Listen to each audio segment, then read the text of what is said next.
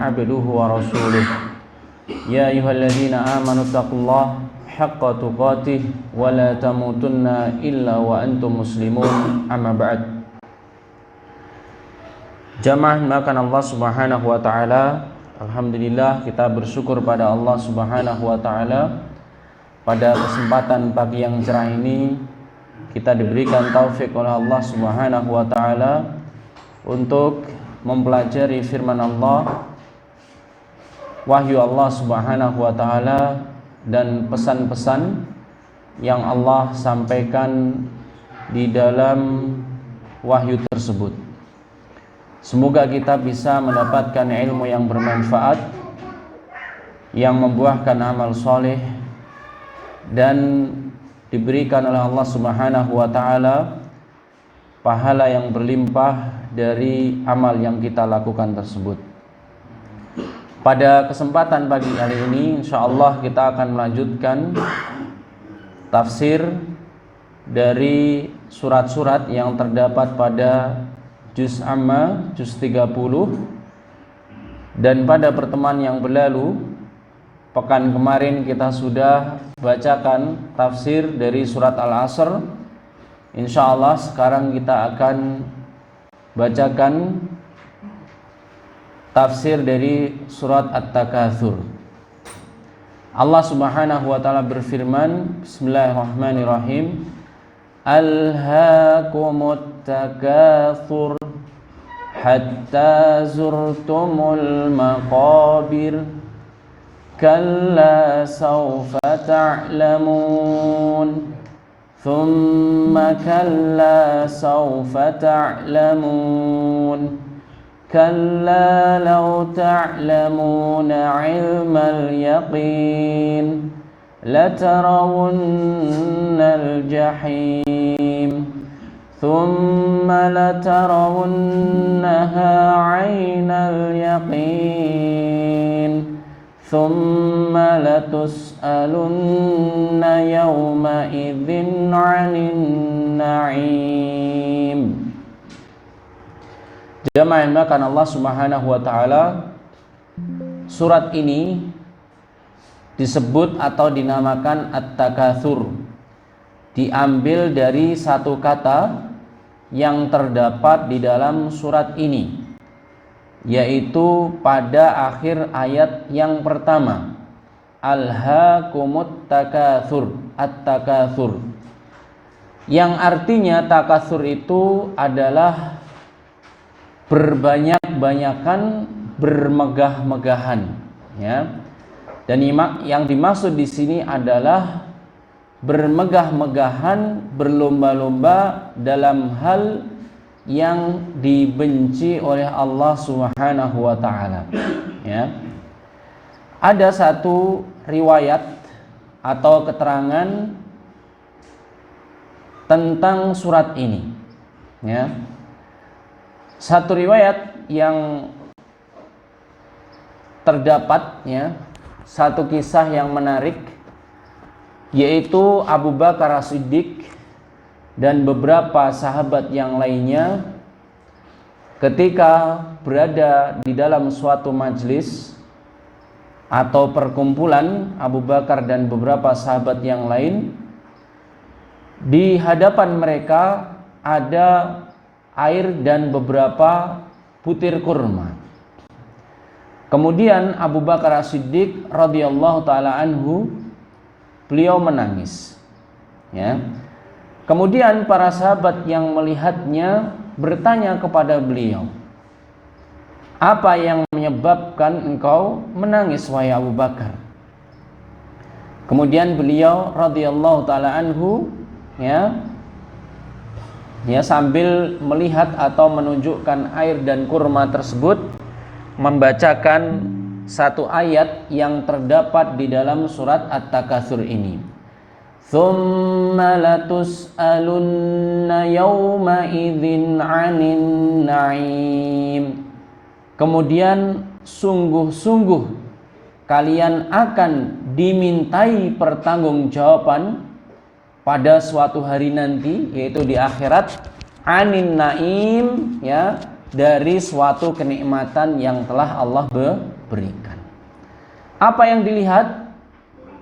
Air dan beberapa butir kurma. Ya. Kemudian juga ada riwayat yang lainnya, kisahnya Abu Dzar radhiyallahu taala anhu, ya. Ketika mendengarkan surat ini, kemudian ya menyimak atau memahami ayat yang terakhir dari At-Takatsur ini, tsumma latus'alunna yawma idzin 'anin na'im.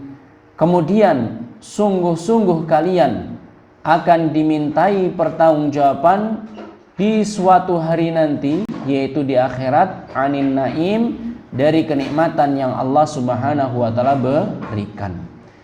Abu Dzar menangis, ya. Kemudian sahabat yang lainnya penasaran, ya.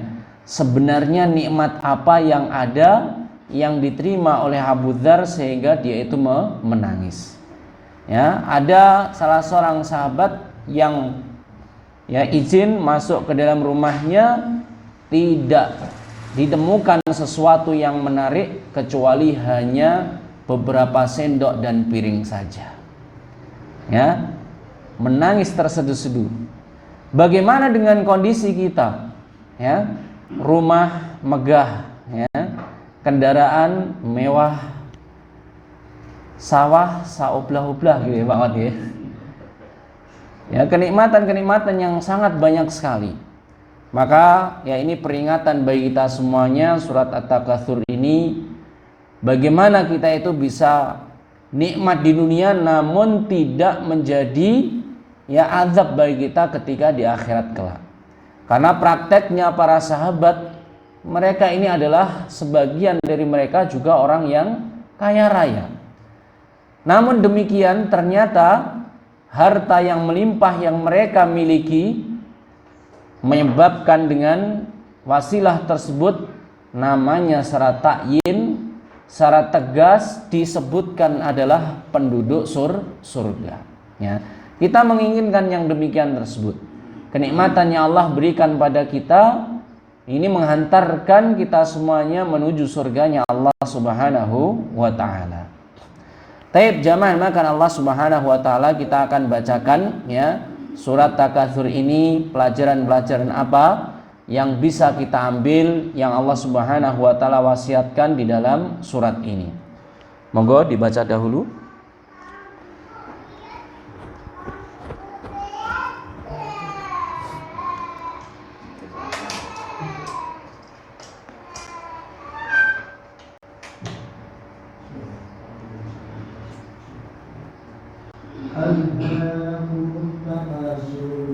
Allah Ta'ala mencelah hamba-hambanya yang disibukkan dengan urusan dunia, sehingga mulai dari tujuan penciptaan mereka, yakni untuk beribadah kepadanya semata. Tidak ada sekutu baginya untuk mengenalnya dan beribadah kembali kepadanya serta mengutamakan kecintaan kepadanya di atas segalanya. Firman Allah Ta'ala, Al-Qur'an, Ia telah melayani kamu dari hal-hal yang tersebut di atas, At-Takatsur, bermegah-megahan.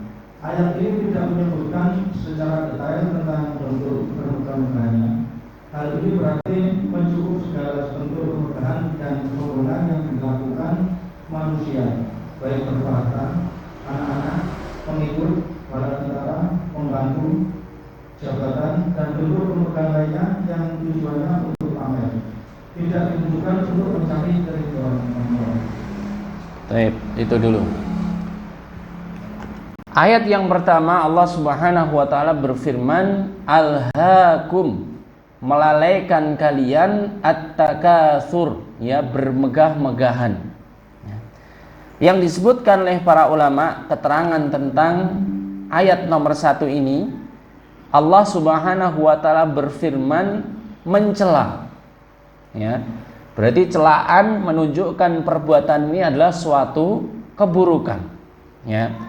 Mencela hamba-hamba Allah, yaitu manusia ini, ya, makhluknya Allah Subhanahu wa taala yang mereka sibuk menyibukkan dirinya sehingga mereka itu lalai, sehingga mereka itu lupa, sehingga mereka itu meninggalkan ibadah kepada Allah. Ya. Jadi kesibukan yang demikian tersebut yang dicela oleh Allah Subhanahu wa taala, ya. Adapun perkara-perkara mubah yang bisa mendatangkan kebaikan, maka ini sangat dianjurkan di dalam Islam. Bahkan mendapatkan kemuliaan, mendapatkan pahala yang besar, ya. Jadi tatkala suatu amalan dunia ini itu bisa menghantarkan suatu kebaikan, maka mendapatkan pahala yang besar dari Allah Subhanahu wa taala, ya. Yang dicela oleh Allah Subhanahu wa taala adalah aktivitas duniawi, bermegah-megahan, bersibuk-sibuk sehingga meninggalkan beribadah kepada Allah Subhanahu wa taala, meninggalkan mengenal Allah Subhanahu wa taala, meninggalkan bertaubat pada Allah Subhanahu wa taala, dan mereka lebih mencintai dunia daripada mencintai Allah Subhanahu wa taala, ya. Maka aktivitas dunia kalau sudah sifatnya seperti ini, melalaikan ibadah, ini yang dicela oleh Allah Subhanahu wa taala. Tapi aktivitas dunia yang dilakukan oleh seorang hamba yang bisa mendukung ibadah kepada Allah, maka hal tersebut adalah suatu yang mulia. Ya. Contohnya ketika Rasulullah SAW menyebutkan pujian bagi orang yang bekerja, ya. Rasulullah menyebutkan dalam hadisnya, 1 dinar yang engkau miliki kau infakkan fisabilillah, atau engkau berikan kepada fakir miskin, atau yang kau berikan pada orang yang membutuhkan, atau kau berikan sebagai nafkah belanja untuk keluargamu, yaitu istri dan anakmu. Kata Rasulullah, a'dhamu, ya, ajran alladhi anfaqtahu ala ahli. Dari pilihan tadi, ya, 1 dinar untuk fisabilillah, fakir miskin, ya, membutuhkan, maka yang terbaik, yang terbesar pahalanya adalah 1 dinar yang kau infakkan pada anak istrimu, ya. Aktivitasnya dunia, apa itu? Pekerja, mungkin bisa menjadi karyawan, ya, mungkin dia bisa jual beli, atau aktivitas yang lainnya untuk mendapatkan rezeki yang halal. Maka ini kata Rasulullah, ya, ini adalah suatu kebaikan yang sangat tinggi, seandainya disifati setelahnya diniatkan untuk suatu yang mulia, ya. Olahraga juga demikian, ya. Seorang berolahraga niatnya biar tubuhnya sehat, nanti puasa kuat, ya, ibadahnya tidak terganggu, ya, melakukan aktivitas-aktivitas amal soleh enggak terkendala, maka olahraganya ini adalah olahraga yang bernilai ibadah si Allah Subhanahu wa taala, ya. Dan contoh yang lainnya dari aktivitas-aktivitas dunia, kalau sifatnya ini setelahnya ditujukan untuk suatu yang mulia, maka pahala besar bagi seseorang yang beraktivitas dunia tersebut, ya. Tanda kutip, ya, catatannya adalah bukan aktivitas yang diharamkan oleh Allah Subhanahu wa taala, ya. Adapun sebaliknya, seperti yang dicela oleh Allah Subhanahu wa taala, dia bekerja, dia berolahraga, dia menyalurkan hobi sehingga melalaikan ibadahnya kepada Allah, ya, melalaikan menuntut ilmu, melalaikan amal soleh, maka inilah aktivitas dunia yang tercela, ya. Jamaah makan Allah Subhanahu wa taala, maka orang yang bekerja mulia. Tapi kalau bekerja meninggalkan sholat, ini yang tercela. Orang yang jual beli, ya, ini mulia. Tapi orang yang jual beli kemudian, ya, dia melalaikan sholat, inilah yang tercela, ya. Ini keterangan, ya, alhaakum, ya, melalaikan kalian perkara-perkara dunia. Kemudian disebutkan, ya, alhaakum, yaitu melalaikan kalian dari sifat yang disebutkan. At-takatsur, takatsur ini berbanyak-banyakan, bermegah-megahan. Ini sesuatu yang disifati tercela. Karena karakter manusia, kalau mereka itu diuji dengan dunia, mereka itu pengen lebih dan seterusnya. Kecuali orang-orang yang beriman, orang soleh yang mengenal wahyu Allah Subhanahu wa ta'ala. Maka dunia ini ketika melekat pada mereka, semakin menjadikan mereka takwa kepada Allah Subhanahu wa ta'ala. Perhatikan Nabi Sulaiman alaihi salatu wassalam. Dia seorang raja, dia seorang nabi, dia memiliki kekayaan, dia memiliki kekuasaan, bahkan bisa berkomunikasi dengan hewan, dengan jin, dan mereka semuanya tunduk. Kalau ini melekat pada orang yang beriman, apa yang terjadi? Menjadikan dunia tersebut, kenikmatan tersebut semakin mendekatkan diri kepada Allah Subhanahu wa ta'ala. Tapi perhatikan pada Fir'aun. Fir'aun diberikan kekuasaan, tidak pernah sakit, pasukannya kuat, kekayaan dan seterusnya. Karena tidak ada keimanan di dalam kenikmatan tersebut, sehingga Fir'aun ini termasuk orang kafir yang dilaknat oleh Allah Subhanahu wa ta'ala. Dan contohnya banyak sekali. Maka dunia ini di tangannya orang yang beriman akan menjadi baik, Namun dunia ini di tangannya orang-orang kafir semakin rusak. Dan kita saksikan sendiri, dunia ketika dipegang oleh orang-orang kafir, baik Yahudi atau Nasrani, peristiwa yang sekarang hangat terjadi, seperti di Palestina. Siapa yang menyerang mereka? Orang-orang yang memiliki dunia, memiliki kekuasaan, memiliki harta, memiliki teknologi, namun tidak ada keimanan di dalam dirinya. Yang terjadi adalah fasad, kerusakan di muka bumi. Tapi perhatikan, di negeri kaum muslimin yang mereka diberikan kenikmatan oleh Allah Subhanahu wa ta'ala dunia ini, apa yang terjadi? Maka kebaikan-kebaikan, kemaslahatan ini semakin besar, Oleh sebab itu, jamaah dimuliakan Allah Subhanahu wa ta'ala, ketika kita berdoa meminta dunia ini, sekaligus kita itu berdoa untuk minta sifat yang mulia dari dunia yang kita terima tersebut. Dan ini diisyaratkan oleh Nabi SAW di dalam doanya. Allahumma inni as'aluka ilman nafi'an. Tidak hanya minta ilmu, tapi ilmu yang bermanfaat. Ilmu apa itu? Ilmu yang bisa dia amalkan, dia dakwahkan. Wa rizqan thayyiban. Tidak hanya minta rizki yang melimpah, tapi rizki yang baik, yang bisa mendekatkan diri kepada Allah Subhanahu wa ta'ala, yang dengan rizki tersebut ditegakkan amal soleh dan seterusnya. Wa amalan mutaqabbalan, dan amal yang diterima. Tidak hanya dia mempeng rajin beramal, namun mungkin ikhlasnya tidak ada, atau tidak sesuai dengan syariat yang Allah Subhanahu wa ta'ala turunkan. Maka faedah dari doa yang diajarkan Rasulullah, silahkan meminta dunia ini dengan berbagai macam kesenangannya, tapi ingat, sifati dengan sifat-sifat yang bisa mendekatkan pada Allah Subhanahu wa ta'ala.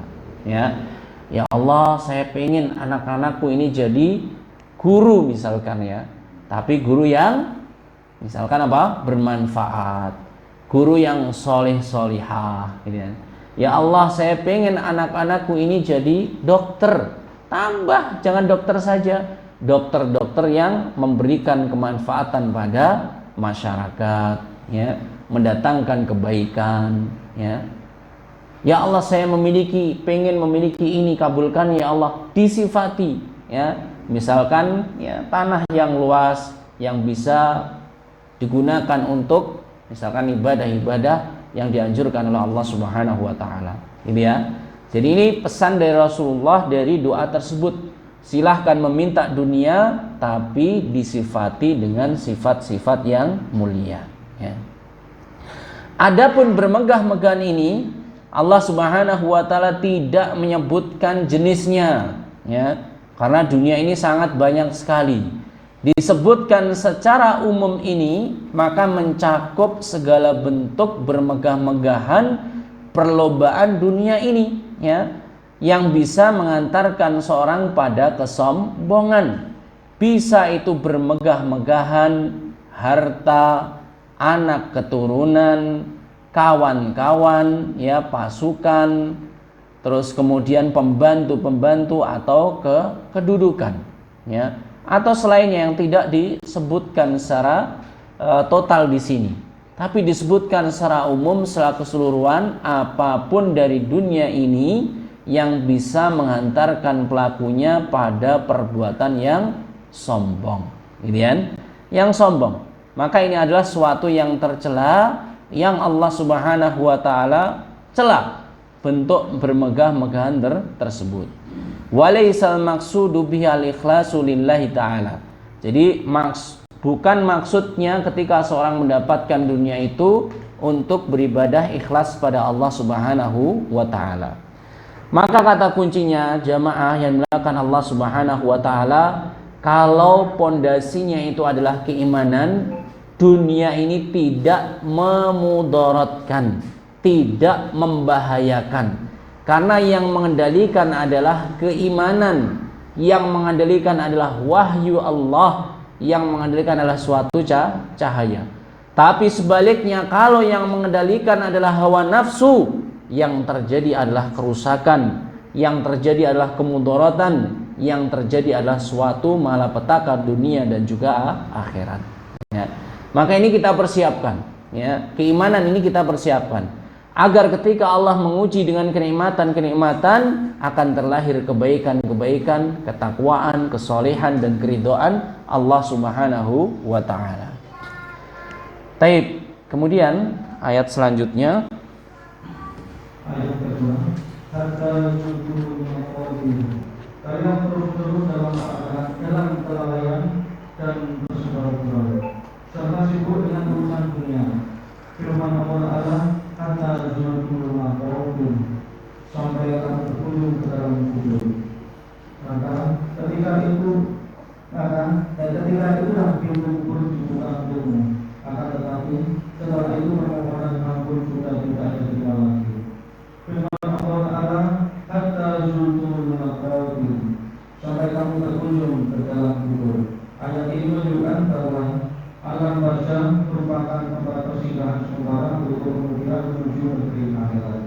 Karena Allah menyebut mereka dengan orang-orang yang berkunjung, bukan orang-orang yang bertempat tinggal. Ayat ini juga menunjukkan adanya hari kebangkitan dan hari pembalasan amalan di negeri yang kekal yang tidak pernah binasa. Baik. Kita lanjutkan pada ayat yang kedua. Allah Subhanahu wa taala berfirman, hatta zurtumul maqabir, hatta sampai zurtum kalian mengunjungi al maqabir, ya, makbarah, yaitu alam barzah, kuburan, ya.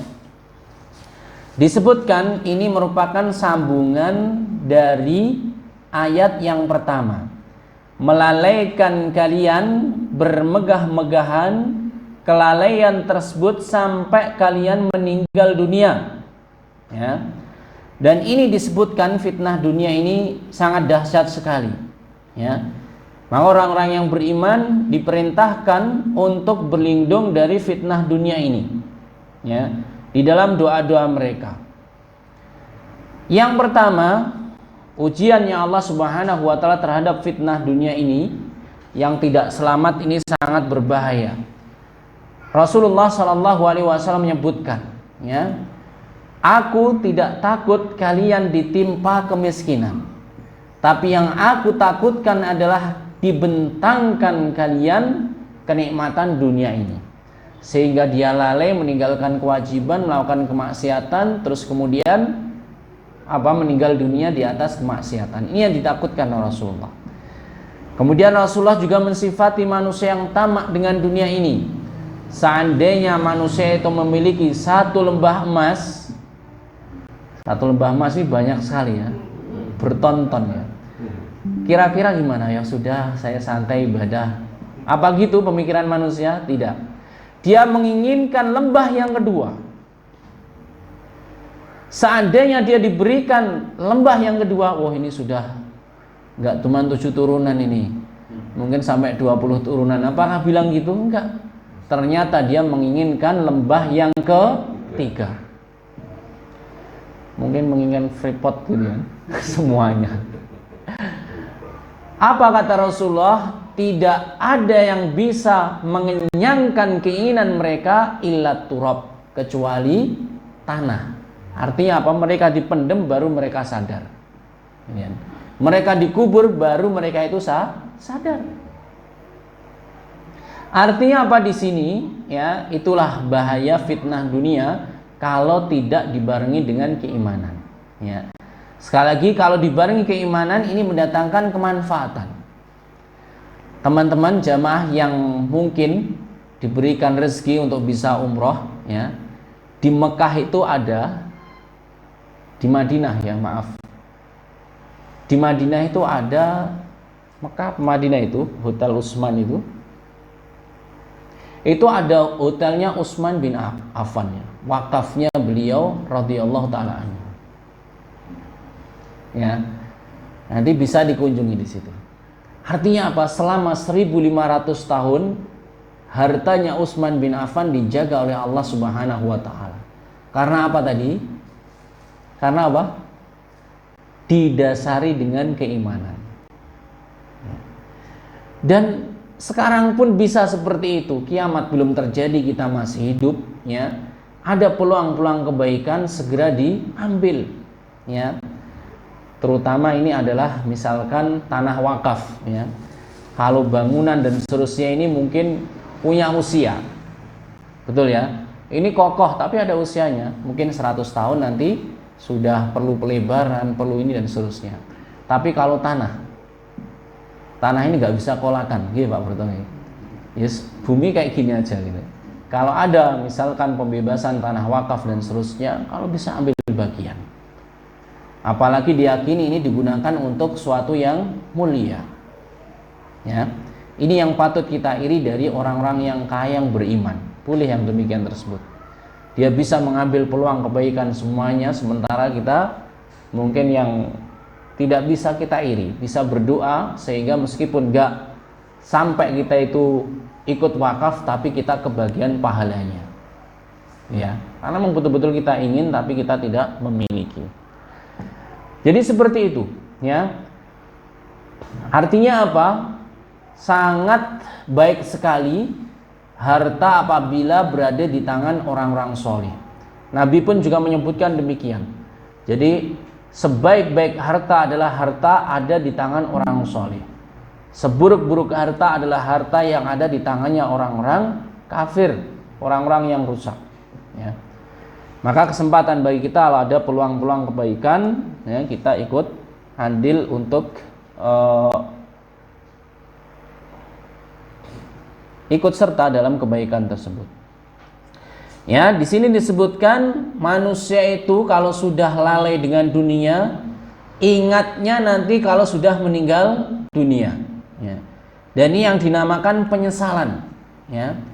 Maka agar penyesalan tidak terjadi, kita itu harus mengikuti wahyu yang Allah Subhanahu wa taala turunkan. Ya. Ini penyesalan pasti akan terjadi. Kalau masih hidup, penyesalan ini berguna. Ya. Kita tinggal bertaubat kemudian memperbaiki amal. Tapi kalau penyesalan seperti disebutkan di dalam ayat ini, hatta zurtumul maqabir, penyesalnya itu ketika sudah meninggal dunia tidak ada manfaatnya sama sekali. Ya. Jadi para pemilik harta dunia ini manfaatkan seluas-luasnya ketika masih hidup. Ya. Manfaatkan. Nah ini pas waktu korbannya ini ya, silahkan. Ya. Bapak ibu semuanya menyisihkan sebagian harta untuk berkorban. Ya. Karena ini setahun cuman sekali ya kesempatannya. Jadi kalau bisa diusahakan. Dan yang terbaik pilih saja ya tempat-tempat yang berkorban di hari apa? Yang pertama itu 10 Dzulhijjah ya. Karena disebutkan tentang amalan awal di 10 hari Dzulhijjah ini. 11, 12, 13 sah korbannya dan diperbolehkan. Tapi yang paling utama adalah di tanggal 10 tersebut. Maka panitia, kalau di sini ada panitia penyelenggara korban, usahakan tanggal 10. Yang disebutkan dalam hadis ya, tidak ada yang mengungguli kebaikan di 10 awal Dzulhijjah ini, kecuali orang yang pergi di medan perang, kemudian baliknya tidak bawa apa-apa sampai bawa nyawanya. Artinya apa? Mati syahid di medan perang tersebut ya. Ini kan nggak ada berarti yang mengungguli di 10 awal Dzulhijjah ini. Maka kalau berkorban, maka ini usahakan di tempat yang penyelenggaraannya itu di tanggal 10 gitu kan. 11, 12, 13 diperbolehkan, ini hari tasyrik ya, hari makan minum. Tapi ya itu ya, keutamaannya adalah yang awal di tanggal 10 Dzulhijjah. Makanya disebut sebagai Yaumun Nahar, hari penyembelihan ya. Inilah tempat yang paling tepat. Ini masih ada kesempatan 10 hari ya. Ya, 10 hari untuk kita ikut serta berkorban menyisihkan sebagian harta kita ya. Ya biasanya manusia itu untuk beli kendaraan, beli apa lagi? Renovasi rumah, ini kan selalu yang terbaik ya. Maka untuk akhirat kita juga seperti itu ya. Malah diusahakan yang lebih baik ya. Taib, kita lanjutkan ya. Taib, disebutkan di sini kelalaian tersebut berlangsung sampai manusia meninggal dunia ya. Setelah meninggal dunia mereka baru sadar ternyata perbuatannya dia ketika di dunia tidak ada manfaatnya ya, tidak ada manfaatnya. Karena di dunia ya, apapun yang dikerjakan manusia yang ikut itu cuma 2 ya. Disebutkan orang yang meninggal dunia ada 3 yang menghantarkan. Yang pertama adalah keluarga atau sahabatnya ya. Terus kemudian yang kedua apa? Harta mereka ya. Kemudian yang ketiga amalan mereka. Ternyata kawan-kawannya atau keluarganya yang mengatakan, atau bahkan pasangannya, apa dulu yang mengatakan apa kalau masih awal-awal nikah itu? Saya akan sehidup semati gitu kan. Ternyata matinya mati sendiri gitu kan. Itu bukan itu maksudnya ya, bukan harus mati bersama. Maksudnya itu cinta sampai mati gitu Pak ya. Entah yang mati duluan siapa gitu kan. Ternyata keluarga yang dia banggakan, teman-teman, sahabat yang dekat padanya, ketika sudah dikuburkan dia pulang, tidak menemaninya. Demikian juga harta yang dia miliki ketika di dunia ini, ada sebagian menghantarkannya, tapi setelah itu pulang nggak ikut ke kuburan ya. Hanya satu yang setia, yaitu siapa? Amal solehnya, yang nanti ketika di dunia ya, amal soleh tersebut ikut dia ke alam barzah ini, berubah menjadi ya seorang yang tampan ya. Kalau laki-laki ya yang meninggal dunia ditemani dengan amal solehnya ini, laki-laki yang sangat tampan.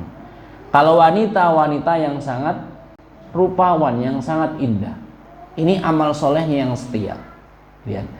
Makanya dikatakan di sini ya, ini akan tersingkap oleh mereka. Ternyata dulu bermegah-megahnya di dunia ini tidak ada manfaatnya, tidak ada manfaatnya. Baru dia sadar ya, yang bermanfaat adalah amal yang mereka lakukan. Kalau orang-orang yang rusak ketika di dunia, apa yang terjadi? Dia ditemani oleh seorang yang sangat buruk, wajahnya lagi kasar. Itulah amalan yang dia lakukan. Waliyadzubillah. Akan tetapi ya, penyesalan mereka ini tidak ada manfaatnya. Karena apa? Ketika mereka melakukan perbuatan lalai tersebut, tidak bertaubat tapi diteruskan sampai meninggal dunia. Ini yang beberapa pekan lalu sempat ditanyakan, ya, bagaimana dengan kondisi kita yang dahulu punya masa kelam, hitam, banyak dosa kemaksiatan, gak kenal Allah, kemudian sekarang sudah tua, kan? Sudah ompong, rambut putih, gitu kan? Ngaji gak teteh, ke masjid sudah sempoyongan, puasa sudah megap-megap, misalkan gitu kan.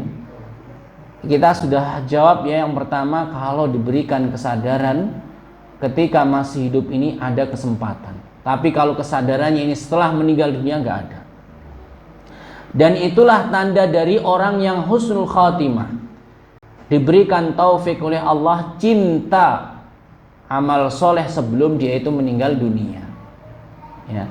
Semoga kita semuanya husnul khatimah. Kemudian kalau dia bertaubat, dosa-dosa yang lalu ini dihapuskan oleh Allah. At-taubatu tajubu ma qablaha. Jadi taubat itu bisa menghapuskan, menutupi semua sebelum dia itu bertaubat. Dan puncak kabar gembira, ya, keburukan-keburukan yang pernah dia lakukan diubah oleh Allah menjadi kebaikan.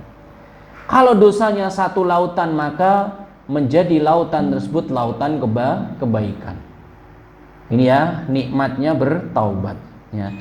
Maka gak boleh berputus asa. Taubat yang benar menyesali masa lalu, kemudian meninggalkan masa lalu, kemudian kita beramal soleh, ya. Yang muda jangan disetting, wes kowe tobatnya ketika mau, kalau rambutku putih dan seterusnya. Ya, kalau sudah sampai masa itu, kalau enggak bagaimana? Ya, dia rugi, ya. Yang tua juga jangan putus asa, ya. Inilah kesempatan yang terbaik yang Allah berikan di penghujung usia. Dan dibocorkan oleh Rasulullah, usia manusia itu, umatnya Rasulullah, antara 60 sampai 70, ya. Jadi kalau sudah kepala 6, ngapunten nggih, ini sudah bau-bau akhirat ini, ya. Wis, iya. Jangan mikirkan burung terus, jangan mikirkan sepeda terus, ya. Tapi amalannya. Gak apa-apa burung, sepeda, tapi jangan sampai alhaakumut takatsur ini, ya. Ini kayak bau-bau akhirat semua ini. Sebentar. Satu-satu. Jenengan pinten, Pak? Nggih, usianya berapa? Wah, 67 ini. Semoga husnul khotimah, Pak. Sisakan amal soleh semuanya. Pak Bruto sudah berapa? Mau 65. Allahu Akbar. Pak Mat? 5. Oh, jangan bilang baru, Pak. 54. Masya Allah. Pak itu jenengan pinten, Pak? Allahu Akbar. Ya, semoga husnul khatimah semuanya. Amin. Jenengan, Pak? 68. Alhamdulillah, semoga ini taufik dari Allah, kita semuanya berjumpa di dunia ini dan nanti dikumpulkan di surga. Amin. Ini sudah 60-an, ya. Saya juga mendekati 60, Pak. Tapi masih lama gitu. Saya masih 30-an, iya. Baik, alhamdulillah, semoga istiqomah semuanya. Amin.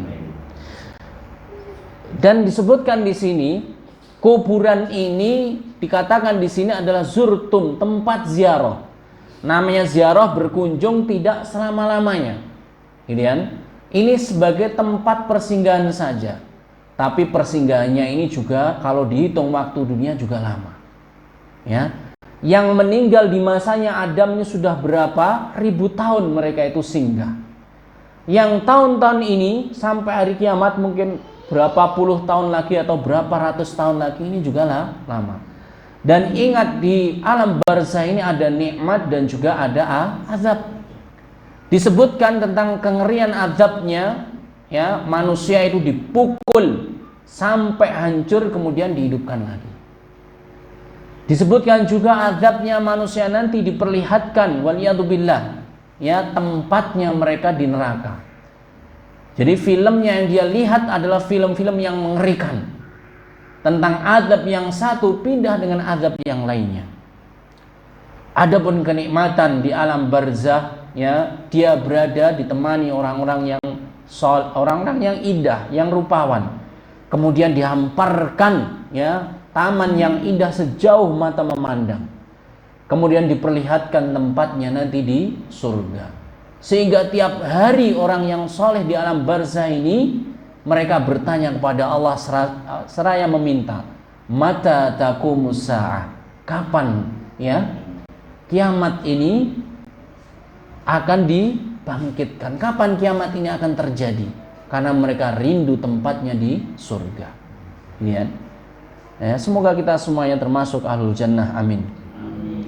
Jadi kuburan ini adalah tempat yang sementara saja, yang sementara aja ratusan tahun, ya. Dan kemudian akhirat ini adalah tempat yang mukim, yang selama-lamanya.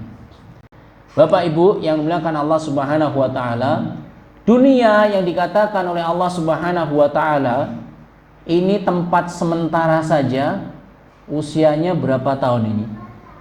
Planet ini saya berapa tahun? Ada yang menyebutkan sampai jutaan tahun. Gitu kan? Ini sementara. Bagaimana dengan akhirat yang disebutkan oleh Allah abadan, selama-lamanya? Maka dunia ini tidak ada nilainya. Orang yang tertipu di dunia adalah orang yang rugi sebenar-benarnya. Bahkan kenikmatan dunia ini disebutkan, ya, kalau isinya nikmat semuanya, seperti seorang mencelupkan dengan jarinya itu apa? Air laut kemudian yang tersisa di sini. Itulah dunia.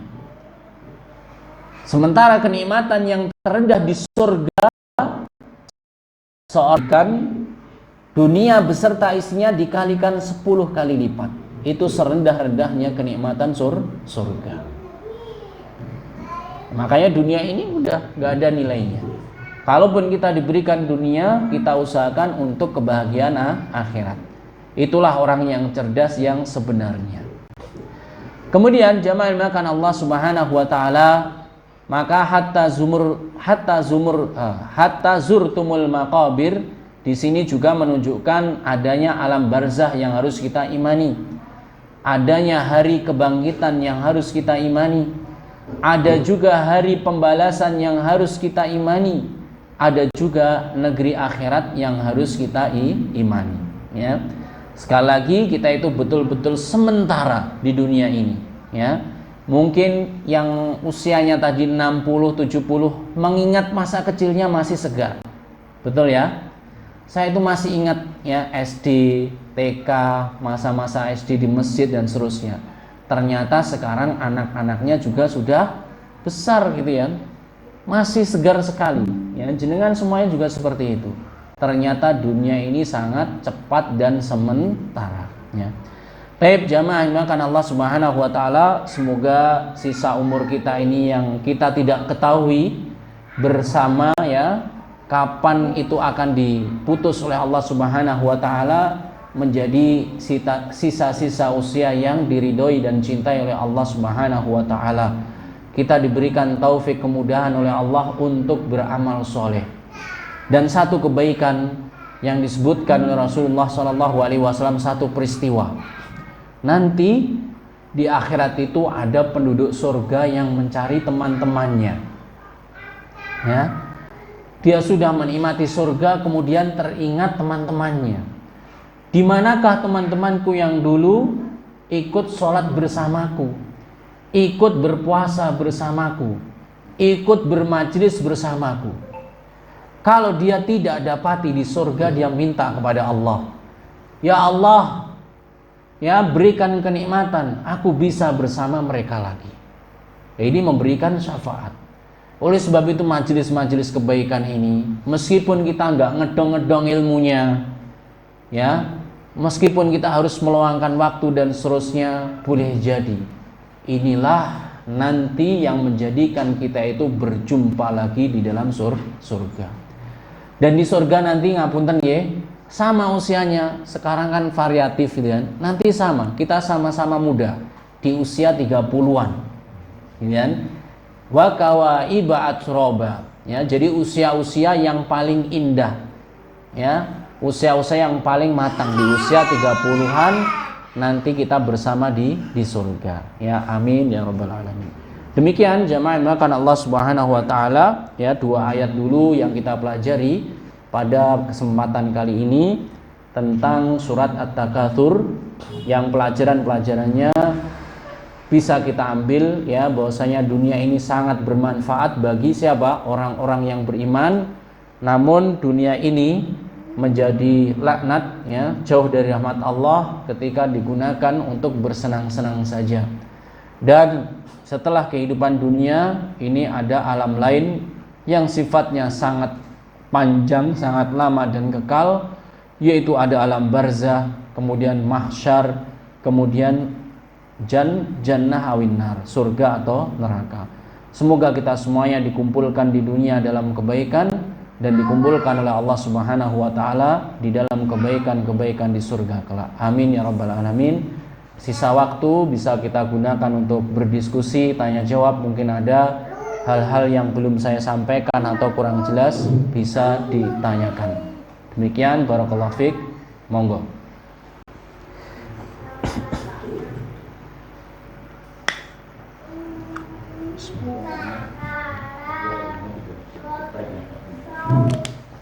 Assalamualaikum warahmatullahi wabarakatuh. Waalaikumsalam warahmatullahi wabarakatuh.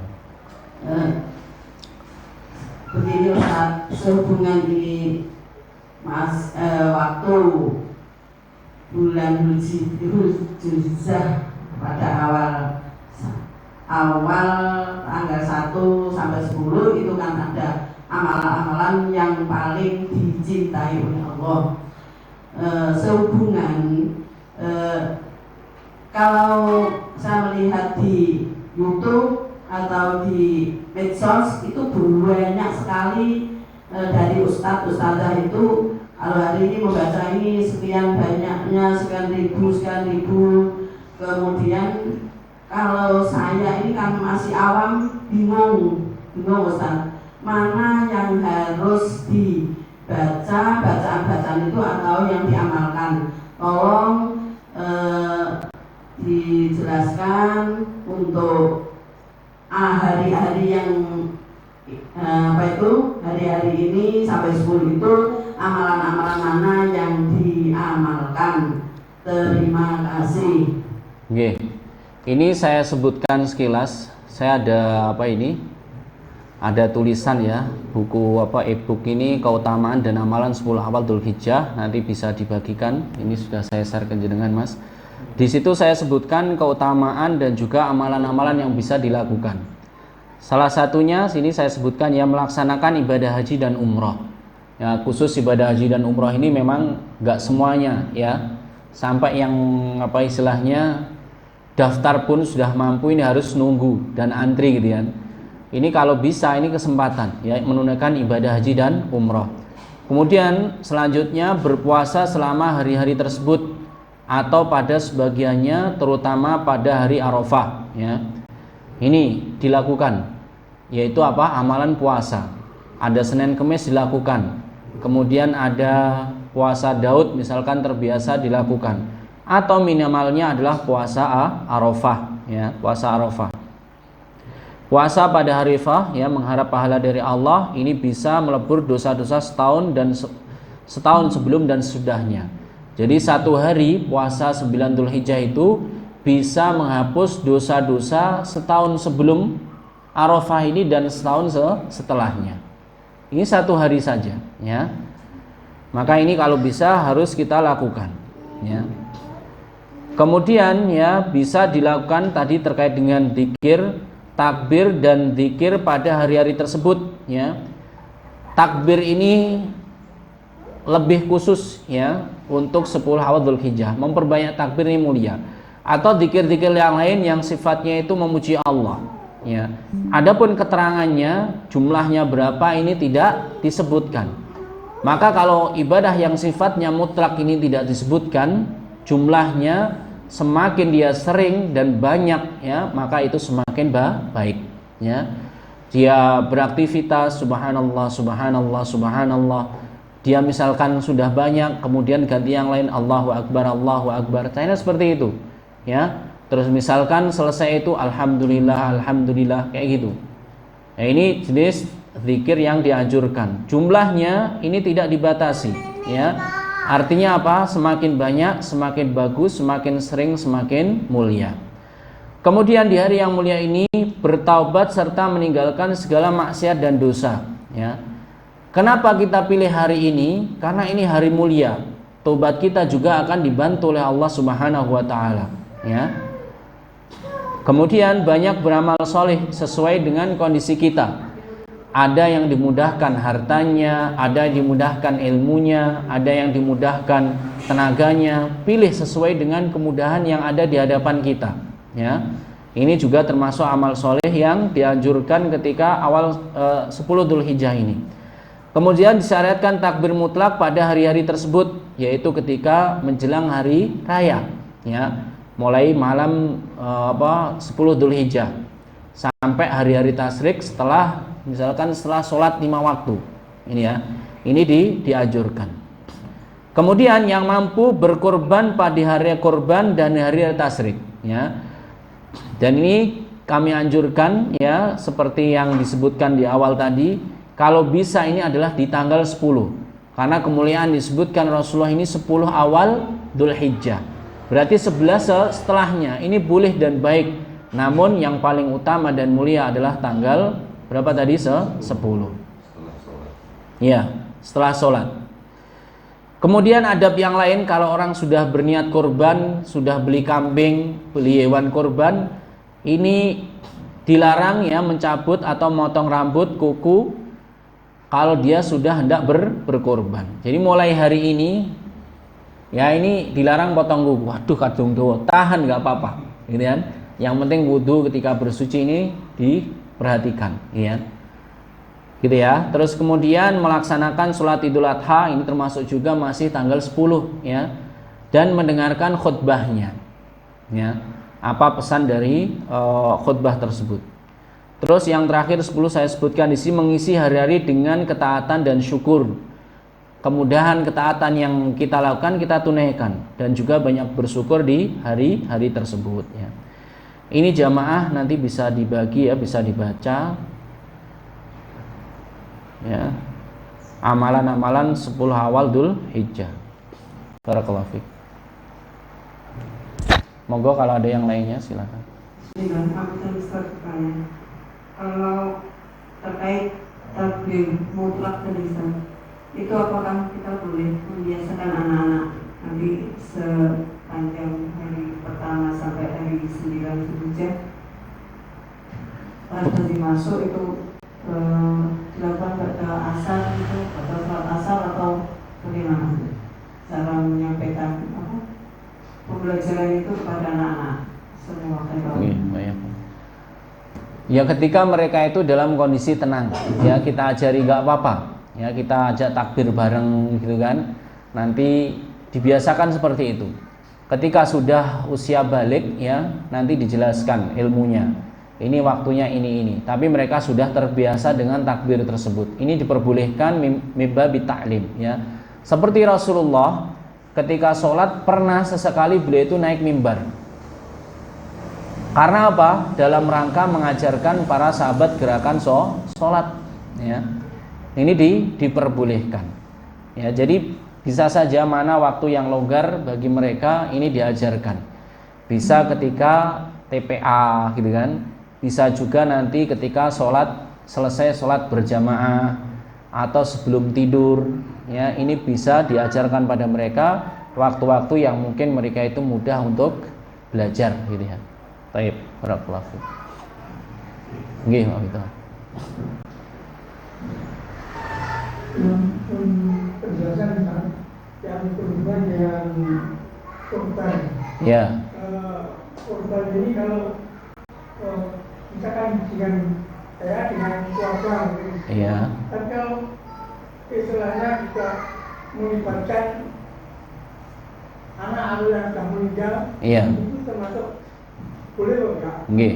Yang kedua, setelah apa itu hadis tasrik ya ada 12, 13. Kan kita biasa menggunakan melaksanakan puasa Tengah bulan. ya, 3 bulan itu gimana ya? Apa ambil yang 14, 15, 16 atau gimana Pak? Iya. Nggih. Yang pertama ya, kepala keluarga yang membeli hewan kurban itu bisa diniatkan untuk seluruh keluarga. Ya. Bisa digunakan untuk kurban, niat kurban seluruh keluarga. Misalkan ada seorang namanya Pak Muhammad, dia beli seekor kambing.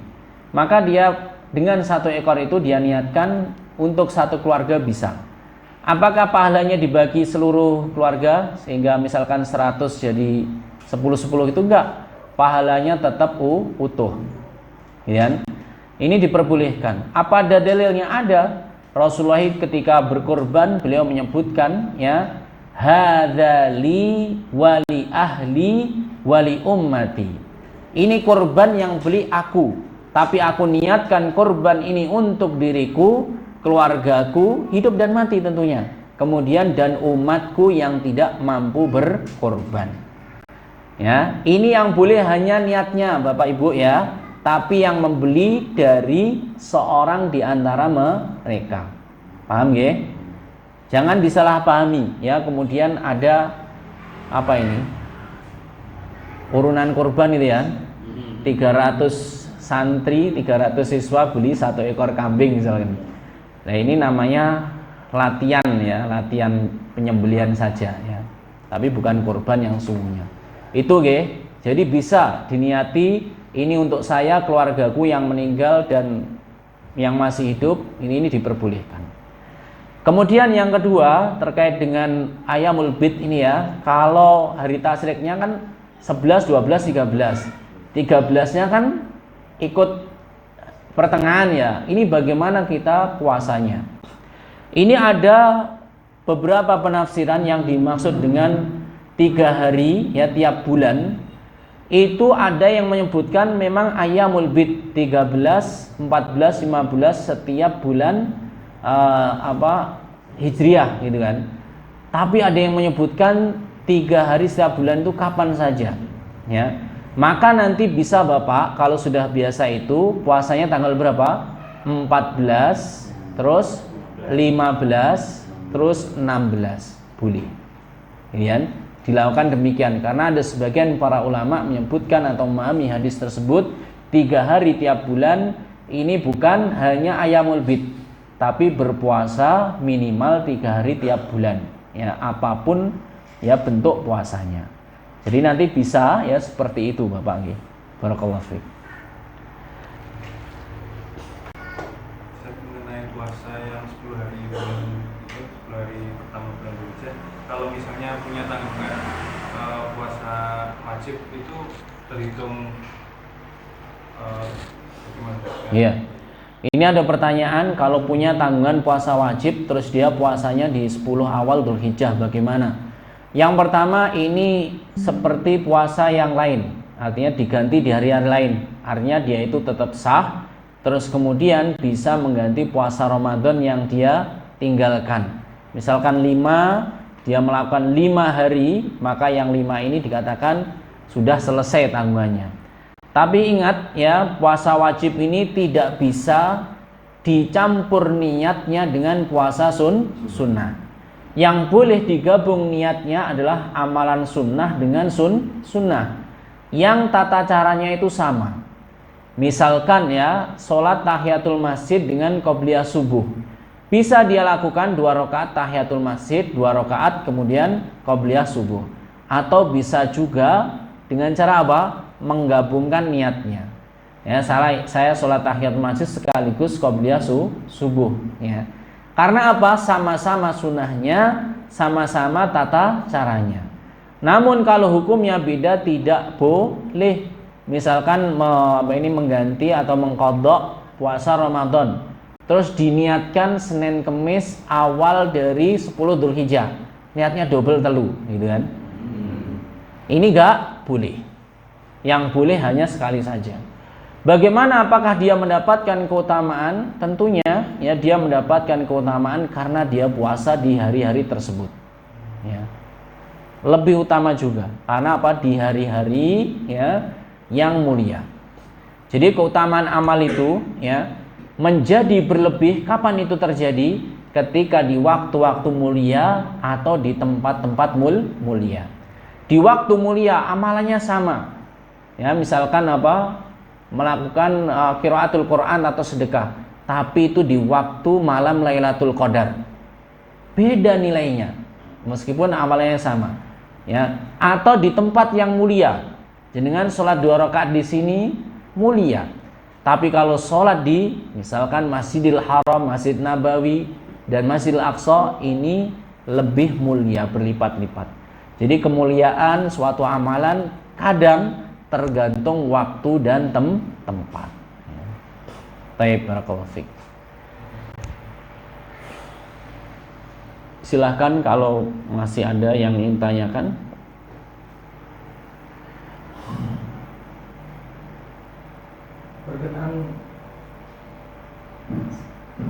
Berkenaan dengan sholat bersama. Kita mungkin baru mengetahui seperti yang tadi sampaikan Ustaz itu waktu pelaksanaan di kampus itu. Jadi banyak yang tidak mengetahui bagaimana sih cara kalau kita waktu bersama, ternyata kita mendapati sholat mau sholat maghrib, tapi kita mendapatinya di sholat isya. Iya. Jadi kita banyak yang belum tahu, kalau dijelaskan tentang kembali secara Gitu ya. Baik, barakallahu fiik. Enggak apa-apa, ini materinya jadi sholat ini ya. Tapi ada ilmunya ya. Jadi bagi orang yang bersafar, dia itu ada 2 keringanan terkait dengan masalah sholat. Yang pertama, menjamak sholatnya. Artinya apa? 2 sholat bisa digabung menjadi 1 waktu. Kemudian yang kedua, dia mendapatkan keringanan untuk mengqashar. Yang 4 rakaat bisa menjadi 2 rakaat. Yang 3 rakaat bisa menjadi berapa? Gak bisa 1,5 loh ya. Nanti seperti sholat mayit ya. Yang 3 rakaat tetap 3 rakaat. Jadi keutamanya itu ya, rukhsahnya itu ya, dapat dia menjamak, kemudian juga dapat mengqashar. Sekarang masalah teknisnya, pelaksanaannya. Kalau menjamak dan mengqashar itu bisa di awal, bisa di akhir. Yang awal namanya jamak takdim, yang di akhir namanya jamak takhir. Misalkan jamak takdim, dia sudah mulai safar ya, kemudian sholat duhurnya dilakukan, berarti boleh langsung menunaikan sholat asar. Ini jamak takdim. Kalau jamak takhir, dia tergesa-gesa belum masuk waktu duhur, dia safar, kemudian sholatnya di waktu asar. Ini namanya jamak apa? Takhir. Yang sekarang masalah yang terjadi kalau duhur sama asar oke, ya kan? Maghrib di waktu jamak isya di waktu maghrib juga oke. Sekarang kalau kita safar maghrib sama isya tapi jamaknya takhir, kita mendapati imam di sana sholat isya. Bagaimana cara melakukannya? Ya, cara melakukannya kita sholat bersama imam, mereka sholat isya. Niat kita sholat maghrib. Ketika mereka berdiri di rakaat yang keempat, kita itu duduknya seperti duduk di antara 2 sujud dan tidak ikut bangkit. Saya ulangi, ketika imam dan makmum yang mukim ini ya, karena sholat isya jamak takhir berarti kan 4 rakaat. Sementara kita maghrib, sholat itu harus tertib, maghrib terus kemudian isya. Kita kan niatnya sholat maghrib, kita 3, mereka 4. Ketika mereka rakaat keempat berdiri, kita tetap duduk seperti duduknya tasyahud tasyahud awal atau duduk di antara 2 sujud, gitu kan? Namanya duduk apa? Tawarruk, gitu kan? Duduk gitu sampai imam dan makmum yang mukim duduk tasyahud, kita nanti baru duduk tasyahud, kemudian bagaimana? Salam bersama mereka. Setelah itu, kalau kita masih dalam kondisi safar, sholatnya berapa? Sholat isya, kita sholat isya ya, 2 rakaat. Tapi kalau kita sudah sampai di masjid yang kita biasa sholat di situ, kita sholat berapa rakaat? 4 rakaat, karena sudah sampai rumah, tidak termasuk safar. Caranya seperti itu Bapak. Lihat. Ketika berjumpa dengan imam, sholatnya sholat isya mereka dan kita sholat maghrib terlebih dahulu. Gitu nggih. Siapa yang baru tahu? Banyak.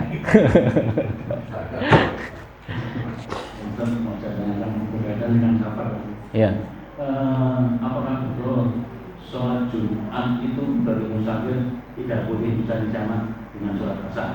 Terus bagaimana kalau ada yang menyatakan kaitannya dengan waktu Rasulullah haji kan hari Jumat juga itu nanti jamak? Itu pertama. Yang kedua, masalah puasa 10 hari bulan Dzulhijjah ini, bolehkah kita meniatkan puasa tanggal 8 dan 9 saja, tapi dengan artian meniatkan tanggal 8 itu hari khusus enggak gitu?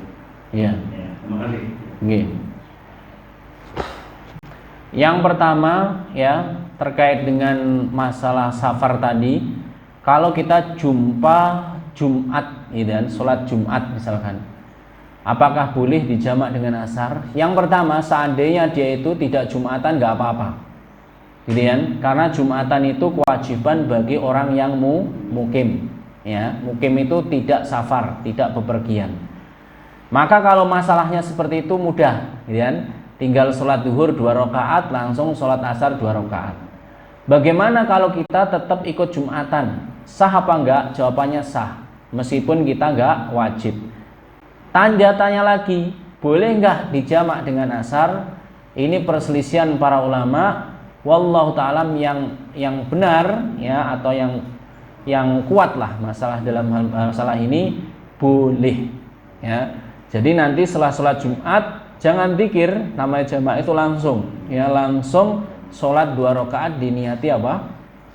Sholat asar, gitu Pak ya. Itu boleh seperti itu. Terus kemudian yang kedua terkait puasa sunnahnya ini mutlak Bapak ya. Mutlak itu memperbanyak boleh. Bahkan ada yang menyebutkan ya, larangan tentang puasa dahr tiap hari itu ini dilarang ketika di luar waktu-waktu mulia.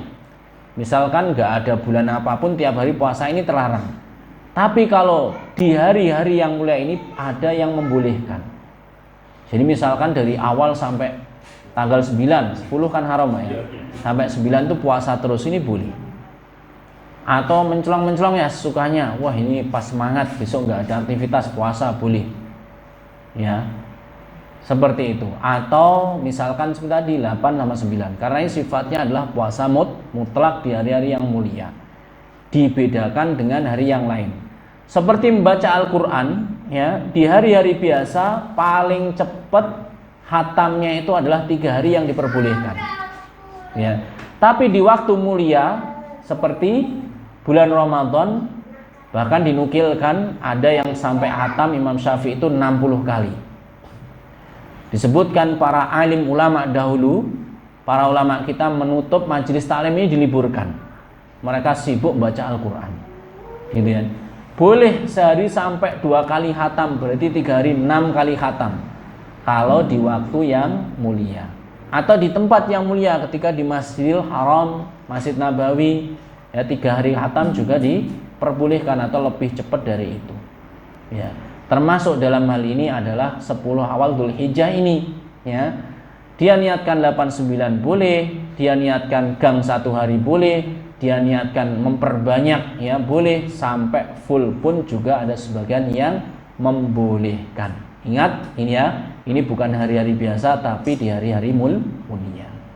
Wallahu taala a'lam.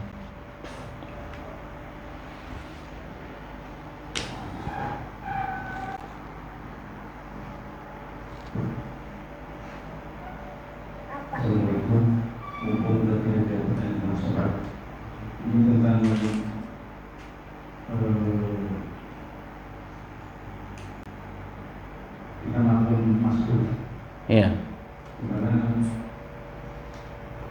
SMA sudah pada akhir.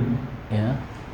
Kita kan itu duduk kita dan baca kita Apa? apa? Nggih. Saya ulangi, kalau seandainya kita masbuk, contohnya sholat aja ya, sholatnya zuhur, kita dapat 3 rakaat bersama imam, ya. Di rakaat terakhir kan kita ikut duduk, ya. Apa yang kita ucapkan dan apa yang kita lakukan? Pertama, duduknya seperti duduknya imam. Berarti duduk apa? Tahiyat akhir atau iftirosh, gitu ya. Yang kita baca apa? Yang kita baca adalah doa tasyahud akhir seperti imam. Cuman ketika imamnya salam, kita tidak ikut salam, gitu aja. Nanti ditambah 1 rakaat dan melakukan ritual, ya, tahiyat akhir dengan bacaannya, duduknya, terus kemudian ditutup dengan salam. Jadi tidak diem saja ya. Diem ngelamun imam ya suwira. Enggak gitu ya, tapi apa? Melakukan apa yang dilakukan oleh imam. Cuman ketika mereka salam kita menambah. Ini berdasarkan keumuman hadis Rasulullah ya. Ju'ilatil imam atau ju'ilatil imam ya, ju'ilal imam liyutamma bihi. Imam itu dijadikan sebagai pimpinan salat agar diikuti oleh siapa? Makmumnya. Ini termasuk adalah gerakan yang tahiyat akhir ini. Ya, bedanya nanti nggak boleh salam karena salam ini adalah penutup sholat. Nanti dia apa? Berdiri 1 rakaat, kemudian menyelesaikan ya seperti apa yang terakhir ya, seperti apa gerakan yang terakhir. Jadi seperti itu. Taib, ini pas jam 9 ya, kita cukupkan.